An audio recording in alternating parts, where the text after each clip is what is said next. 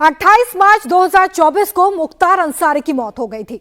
एक साल के बाद 29 मार्च यानी कि कल मुख्तार गैंग का आखिरी शार्प शूटर जिसका शूट आउट हो गया। इस एनकाउंटर को अंजाम देने यूपी पुलिस झारखंड से जमशेदपुर गई थी।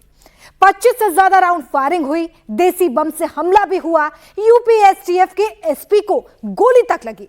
तब जाकर मुख्तार का सबसे खास शूटर मारा गया। अनुज कनौजिया 5 साल से यूपी पुलिस से छिप रहा था। कैसे मुख्तार के शूटर की लोकेशन पुलिस को मिली, कैसे जाल बिछाया गया और मुख्तार गैंग में अगला नंबर किसका है, पूरी डिटेल इस रिपोर्ट में।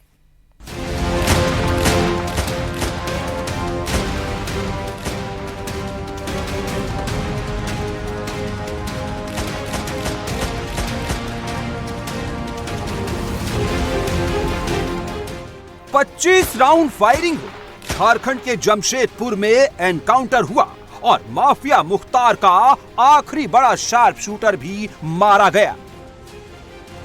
माफिया डॉन मुख्तार का राइट हैंड भी कट गया।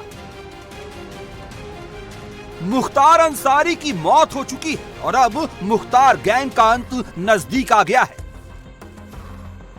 जमीन पर दोनों तरफ से पिस्टल और पिस्टल के बीचों बीच जमीन पर औंधा पड़ा हुआ ये मुख्तार का शूटर अनुज कनौजिया है। यह एनकाउंटर कितना बड़ा और खतरनाक था, इसकी गवाही एनकाउंटर स्पॉट पर मौजूद ये देसी बम और जमीन पर बिखरे गोलियों के खोखे और बंदूकें दे रही है। करीब 2 घंटे तक ये इलाका गोलियों की तड़तड़ाहट से गूंजता रहा। अनुज कनौजिया का निशाना इतना सटीक था कि ऑपरेशन में पुलिस वालों के घायल होने के चांसेस बहुत ज्यादा थे। इसलिए अनुज कनौजिया को पकड़ने के लिए यूपी एसटीएफ और झारखंड एटीएस की टीम गई थी और हुआ भी ऐसा ही। इस एनकाउंटर में यूपी एसटीएफ डीएसपी डीके शाही को भी गोली लगी है। यूपी में जो अपराधी वांटेड लिस्ट में ऊपर होता है उस पर उतना ही बड़ा इनाम होता है। अनुज कनौजिया पर यूपी पुलिस ने 2.5 लाख का इनाम रखा था। जब तक मुख्तार का दबदबा था तब तक अनुज कनौजिया की गोलियां यूपी में गूंजती थी।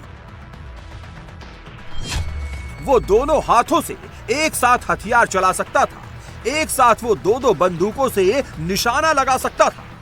जब तक माफिया मुख्तार अंसारी पंजाब जेल में बंद हुआ करता था तब तक अनुज कनौजिया मऊ में रह करके पूरे गैंग को ऑपरेट करता था।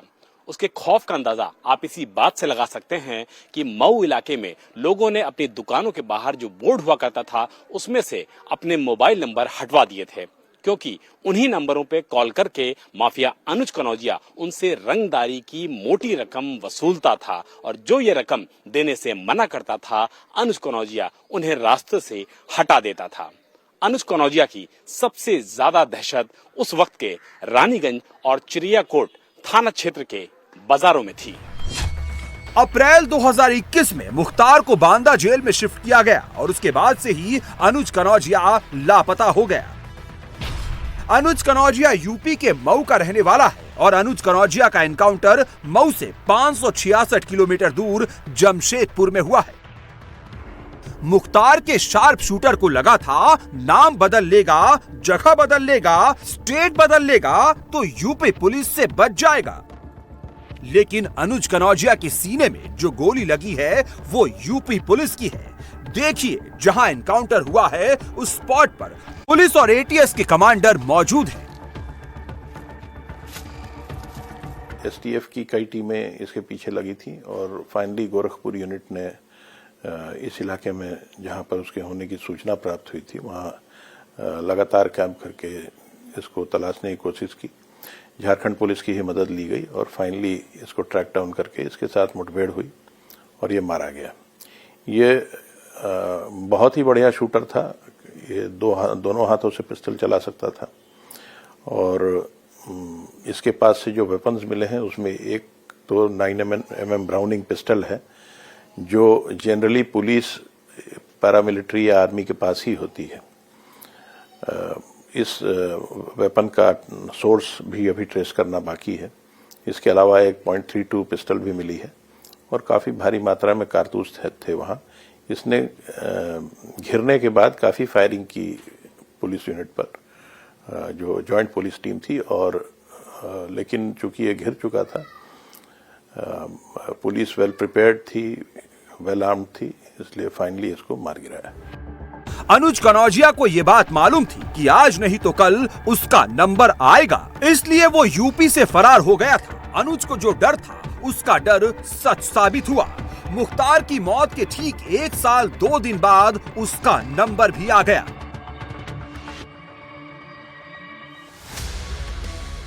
ये जमशेदपुर का वही भूमिहार मेंशन है जहां अनुज कनौजिया अपने साथियों के साथ छिपा हुआ था। इसी बंगले में अनुज कनौजिया कई सालों से छिपा हुआ था। बंगले के अंदर एक ऑफिस भी बनाया गया था। अगर कोई बाहर से अंदर आता तो उसे ये ऑफिस दिखता था, लेकिन ऑफिस की आड़ में अनुज बंगले में अंडरग्राउंड है, ये किसी को नहीं पता चलता। इसी बंगले में और इसी ऑफिस की आड़ में अनुज अपने 4 साथियों के साथ छिपा हुआ था और मर्डर की वारदात को अंजाम देने का प्लान बना रहा था। यूपी एसटीएफ की गोरखपुर यूनिट को अनुज के लोकेशन की इनपुट मिली। पुलिस को सूचना मिली कि वो जमशेदपुर में गणेश सिंह की हत्या का प्लान बना रहा है। गणेश सिंह की हत्या के लिए उसने 2 बार टारगेट किया था, लेकिन प्लान फेल हो गया। अनुज कनौजिया अपने इस प्लान में कामयाब हो पाता उससे पहले ही यूपी एसटीएफ की टीम ने अनुज पर अटैक कर दिया। एनकाउंटर में मुख्तार गैंग का आखिरी बड़ा शार्प शूटर अनुज कनौजिया मारा गया। इस दौरान अनुज के एक साथी को पुलिस ने दबोच लिया, जबकि 3 भागने में सफल रहे। मौके से पुलिस को 17 कारतूस, 3 जिंदा बम और 2 रिवॉल्वर मिले। मुठभेड़ जो हुई अनुज कनौजिया की, ये तो 2019 से गायब चल रहा था, फरार। कैसे मुठभेड़ हुई, कैसे आप लोग को पकड़ में आया ये? अनुज कनौजिया एक बड़ा दुर्दांत किस्म का अपराधी था। रेसेंस क्राइम करता था। 2 दर्जन से अधिक मुकदमे इसके ऊपर थे। काफी समय से इस पर इनाम चल रहा था। 1 लाख का इनाम था, उसके बाद फिर बाद में वो बढ़कर 2.5 लाख का हो गया। जनपदीय पुलिस मऊ की और एसटीएफ लगातार इसको ट्रैक करने की कोशिश कर रही थी, लेकिन इन अपराधियों ने अपना ठिकाना बदल लिया था, यूपी से दूर चले गए थे, लेकिन उनकी एक्टिविटीज अभी भी जारी थी और इनकी छोटी मोटी वसूलियां, एक्सटॉर्शंस, थ्रेट्स, ये सब चलते थे और उसकी जानकारी एसटीएफ को लगातार मिलती रहती थी।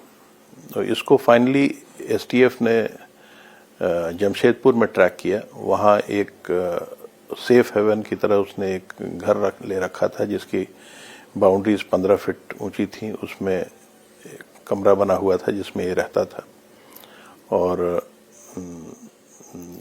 फोन आदि का भी इस्तेमाल ये बहुत ही प्रोफेशनल तरीके से करता था ताकि इसकी जानकारी किसी भी प्रकार से किसी को ना लग पाए। मोबाइल फोन्स का जिस इलाके में रहता था वहां से तो बिल्कुल भी इस्तेमाल नहीं करता था। 17 साल की छोटी उम्र में अनुज कनौजिया ने पहले कत्ल की वारदात को अंजाम दिया और इसी उम्र में वो अपने घर को छोड़ करके दूसरी जगह भाग गया। सूत्र बताते हैं कि अनुज कनौजिया अपने घर को छोड़ने के बाद सीधा माफिया मुख्तार अंसारी की शरण में गया और माफिया मुख्तार अंसारी ने उसे बाकायदा अपने जगह पे पनाह भी दी और इसी के बदले माफिया मुख्तार अंसारी अनुज कनौजिया से अपने काम कराता था। ये वो दौर था जब 2008 और 2009 में पूर्वांचल में माफिया मुख्तार अंसारी की तूती बोलती थी। चूंकि अनुज कनौजिया पर माफिया मुख्तार अंसारी का हाथ हुआ करता था, इसी वजह से पुलिस भी अनुज कनौजिया पर हाथ नहीं डालती थी। माफिया मुख्तार के लिए अनुज रंगदारी वसूलता था। वो अलग अलग नंबर बदलकर दुकानदारों से हफ्ता वसूली और बिजनेसमैन से प्रोटेक्शन मनी की डिमांड करता था। 2008-9 में अनुज ने मुख्तार के कहने पर हीरो होंडा एजेंसी संचालक की दिन दहाड़े गोली मारकर हत्या कर दी थी। 2009-10 में एक ठेका मैनेज करने में कुछ लोग अड़चन पैदा कर रहे थे। इस पर अनुज ने एक इंजीनियर की हत्या कर दी थी। 2019 में मऊ के तरवा एराकला गांव में एक व्यक्ति की हत्या में अनुज को आरोपी बनाया गया था। इसमें मुख्तार अंसारी के साथ ही अनुज समेत 11 लोगों पर मुकदमा दर्ज किया गया था। 2019 ये वो साल है जब यूपी में योगी राज का पहला टर्म था और योगी राज में माफियाओं का हिसाब किताब शुरू होने वाला था। अनुज को पता था कि अगर यूपी में रहेगा तो पुलिस उसे छोड़ेगी नहीं। इसलिए अनुज अंडरग्राउंड हो गया। अनुज पिछले 5 सालों से पुलिस को चकमा दे रहा था, लेकिन गोलियों का जो खेल अनुज ने 17 साल में शुरू किया था, 19 साल बाद उस खेल का अंत भी पुलिस की गोली से ही हुआ।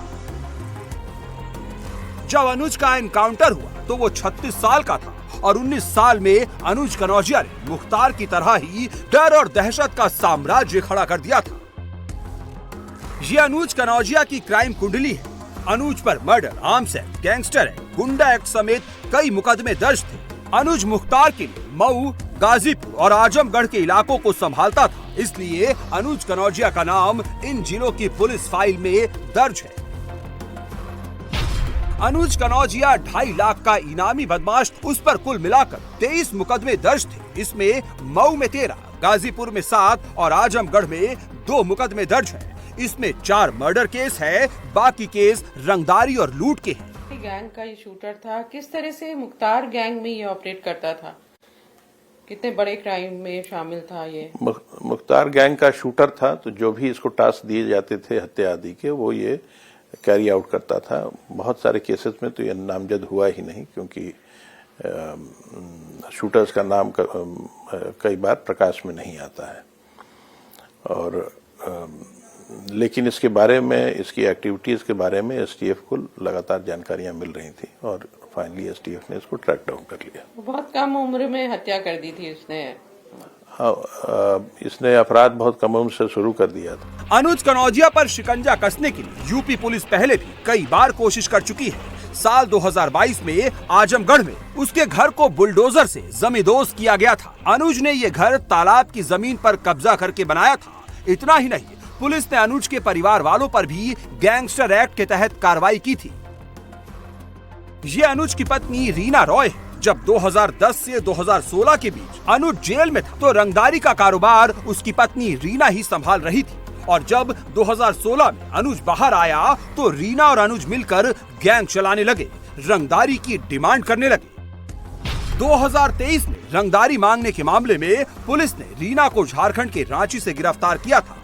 फिलहाल रीना जमानत पर जेल से बाहर है। रीना और अनुज कनौजिया के लाइफ पार्टनर और क्राइम पार्टनर बनने की कहानी भी एक क्राइम से जुड़ी हुई है। अनुज उस समय मुख्तार अंसारी का शार्प शूटर हुआ करता था। रीना ने उससे मदद मांगी थी। दरअसल एक लड़का रीना को परेशान कर रहा था, जिसकी शिकायत उसने अनुज से की थी। अनुज ने पहले लड़के को समझाने की कोशिश की, लड़का नहीं माना तो अनुज ने उसकी हत्या कर दी। ये बात रीना को इतनी पसंद आई कि उसने अनुज से शादी कर ली। अनुज और रीना की शादी पुलिस की कस्टडी में हुई थी। की पुलिस कस्टडी में दोनों की शादी हुई थी। इसकी पत्नी प्रोफेशनल क्रिमिनल तो नहीं कही जा सकती, लेकिन चूंकि उसको मालूम था कि इसकी गतिविधियां क्या है, तो इसकी मदद किया करती थी। इसके पास रसद पहुंचाना, कई बार सिम कार्ड्स देना, नए फोन्स देना, इस तक आना जाना, ये सब गतिविधियां एसटीएफ ने ट्रेस किया था। लेकिन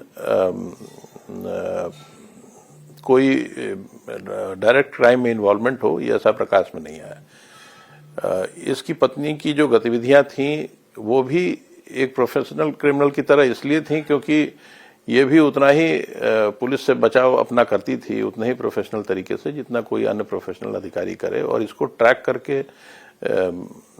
करके अनुज कनौजिया तक पहुंचना बहुत मुश्किल साबित हो रहा था। मुख्तार मर चुका है, गैंग की कमर टूट चुकी है और मुख्तार के गुर्गे अंडरग्राउंड है। अब उनकी तलाश भी शुरू हो चुकी है।